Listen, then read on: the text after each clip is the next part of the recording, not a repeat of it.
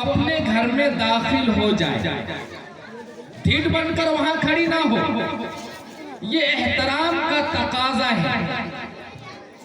تو حضرت عائشہ رضی اللہ عنہا اپنے حجرے میں تشریف لے آئی۔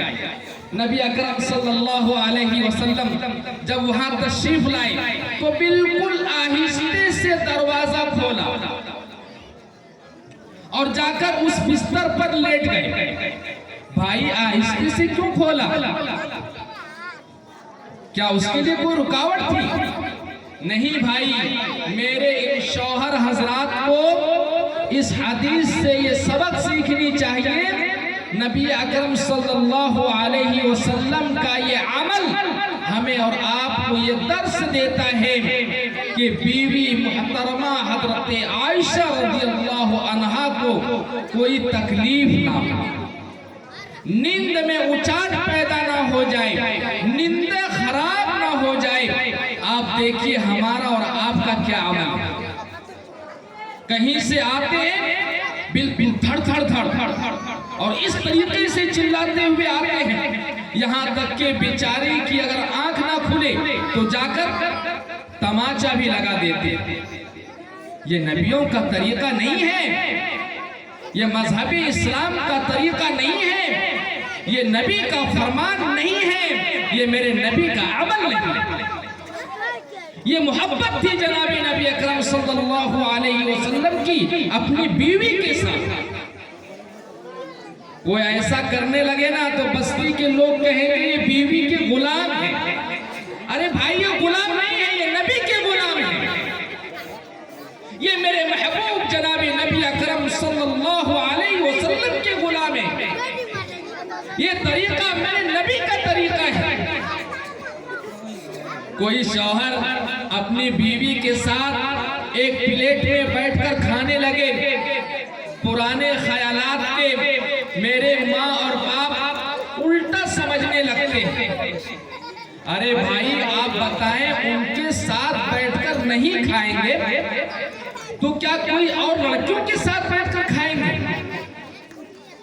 ان سے محبت اور پیار نہیں کریں گے تو کیا دوسری عورتوں کے ساتھ محبت کریں گے؟ آپ کیا طریقہ سکھلا رہے ہیں؟ آپ نبیوں کا طریقہ فالو نہیں کر رہے ہیں، یہ طریقہ اپنے بچوں کو نہیں سکھلا رہے ہیں، آپ غیروں کا طریقہ سکھلانا چاہتے ہیں۔ یہ طریقہ میرے نبی کا ہے۔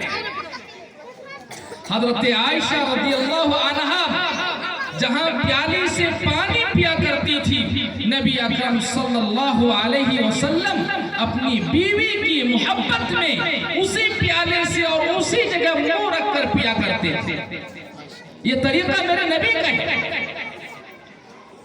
اس لیے جب وہ آئے تو دیکھتے ہیں حضرت عائشہ رضی اللہ عنہا کا دم پھول رہا ہے، لمبی لمبی سانس لے رہی ہو۔ نبی اکرم صلی اللہ علیہ وسلم کا اس چیز کا علم ہو گیا اور کہنے لگے، اے عائشہ، کیا اللہ اور اللہ کا رسول آپ میں خیانت کر سکتا ہے؟ ایسا نہیں ہو سکتا۔ اس سے بھی ایک مسئلے کا علم ہوا۔ میں بات کو ختم کر دیتا ہوں کہ جس بیوی کی جس دن باری ہو، ہمارے بزرگ سمجھتے ہیں اس دن دوسری بیوی سے جا کے صحبت کرنا یہ ناجائز ہے۔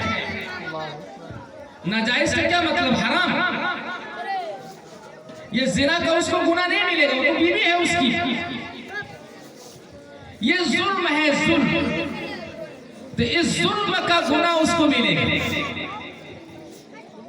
نبی اکرم صلی اللہ علیہ وسلم نے اپنی محبوبہ کو یہ واقعہ سنایا کہ میں آرام کر رہا تھا اور اسی مابین حضرت جبرائیل علیہ السلام تشریف لائے اور کہنے لگے، آج کی رات مبارک اور حسین رات ہے اور اس رات میں اللہ تبارک و تعالی بنو کلب کی جو بکریاں ہیں ان کے بالوں کے برابر اپنے بندوں کی مغفرت فرماتے ہیں۔ تو اس واقعے سے یہ علم ہوا کہ اگر یہ کوئی شرعاً حکم ہوتا تو نبی علیہ السلام چپکے سے کیوں کرتے؟ یا اسی رات میں وحی آئی تھی تو صبح صحابہ میں اعلان کرتے کہ ہر آدمیوں کو قبرستان جانا ہوگا آئندہ سال سے، لیکن اس طرح کی کوئی حکم نہیں ہے۔ البتہ کوئی جانا چاہے تو جا سکتے ہیں، اجتماعی طور پر نہ جائیں، چپکے سے جائیں، تنہائی میں جائیں، اندھیری رات میں جائیں، اور یہاں تو سب مل کر جاتے ہیں، گاڑیوں پہ جاتے ہیں، ایک محفلیں سجی ہوئی ہوتی ہے، تو اس طریقے سے ہم لوگ عمل نہ کریں۔ تو اس رات میں نفلیں پڑھنی ہے، دعاؤں کا اہتمام کرنا ہے، قرآن کی تلاوت کرنی ہے۔ جو حضرات قرآن پڑھنا نہیں جانتا وہ آنکھوں سے لگائیں، ان کو بوسہ دیں، ان کو سینے سے لگائیں، ان سے محبت کریں، ان کی زیارت کریں، یہ بھی عین ثواب ہے۔ اور اسی موقع سے آج یہ عہد کر کے جائیں، ابھی دعا ہوگی کہ 15 دن کے بعد 14 دن کے بعد ایک مبارک مہینہ آنے والا ہے۔ نبی اکرم صلی اللہ علیہ وسلم اور اکابرین علماء سے یہ دعائیں ثابت ہیں کہ اللہم بارک لنا فی رجب و شعبان وبلغنا رمضان، اے اللہ رجب اور شعبان کے مہینے میں ہمیں برکت عطا کر دیجئے اور رمضان تک پہنچا دیجئے۔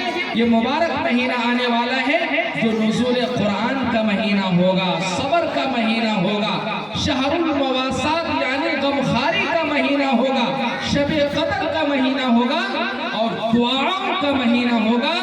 اس مہینے کی ہم لوگ ابھی سے تیاری کریں گے۔ جس کو کپڑے بنوانا ہے، اپنے بچوں کو کپڑے دینا ہے، بیوی بچوں کے لیے کپڑے کا انتظام کرنا ہے، ابھی سے انتظام کر لو، اور رمضان میں فارغ ہو کر اللہ کی عبادت میں اور روزے میں اور تراویح میں اور تسبیحات میں، ذکر و اذکار میں مشغول ہو جائے۔ یہ مبارک مہینہ آنے والا ہے۔ اللہ تبارک و تعالی ہم سبھوں کو اس مبارک مہینے کی آمد کی ابھی سے تیاری کرنے کی اللہ پاک توفیق عطا فرمائیں، اور آج کی اس حسین اور مبارک رات میں اللہ پاک ہم سبھوں کو اپنی عبادت کے لیے، توبہ استغفار کے لیے، مغفرت کے لیے اللہ تعالی ہم سبھوں کو قبول فرما لے۔ کہنے سننے میں جو غلطیاں ہوئی ہو میں اپنے معافی کا طالب ہوں، اللہ تعالی مجھے بھی معاف فرمائے۔ وآخر دعوانا الحمدللہ رب العالمین۔ آمین۔ جزاکم اللہ، جزاک اللہ چشم باز کر دی، جزاک اللہ چشم باز کر دی، مرابا جانے جاں ہم راز کر دی۔ معزز حضرات و خواتین، ابھی آپ حضرت مفتی محمد ارشاد صاحب امام و خطیب کرہریہ عیدگاہ سے تقریر سماعت فرما رہے تھے۔ حضرت والا انتہائی والہانہ انداز میں مسائل تقریر کے اندر بیان فرما رہے تھے۔ دل یہ چاہ رہا تھا کہ مستقل مسلسل